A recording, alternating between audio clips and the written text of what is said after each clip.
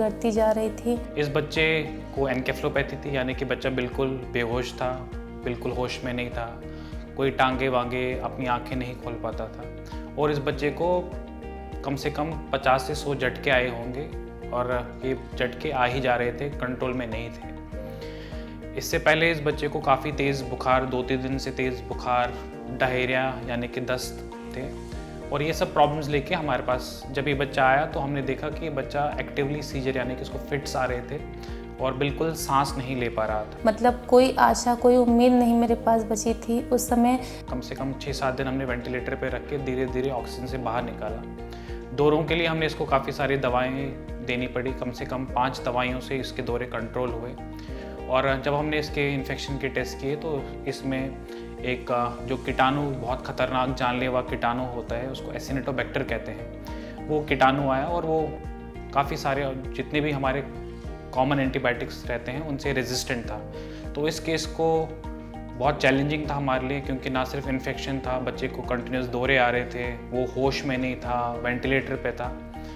धीरे धीरे हमने एक टीम डिस्कशन किया एंड वी चॉक्ड आउट, हमने प्लान किया कि हम किस लाइन्स पे इसको ट्रीट करेंगे।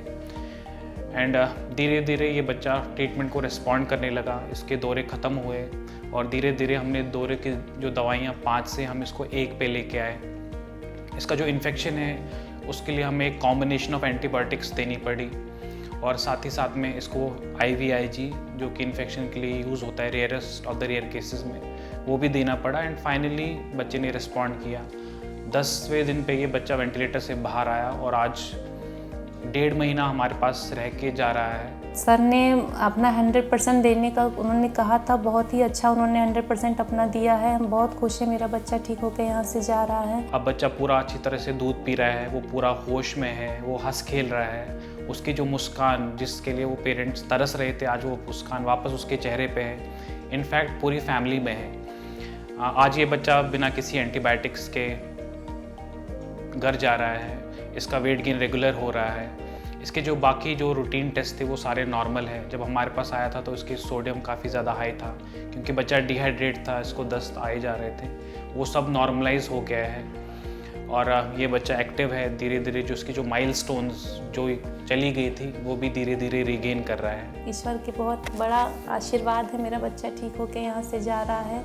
कुछ भी मेरे लिए तो मेदांता सबसे ही बेस्ट है और नंबर 1 है। हम थैंकफुल है अपनी पूरी नर्सिंग टीम के लिए, मेरी टीम ऑफ डॉक्टर्स जिसमें कि डॉक्टर राना है, डॉक्टर राहुल है, डॉक्टर अरुण है, डॉक्टर नेहा है और माता पिता का कि जो हम पे भरोसा किए और इतनी दूर से हमारे पास बच्चा लेके आए।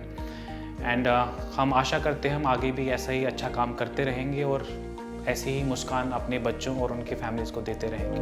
Thank you.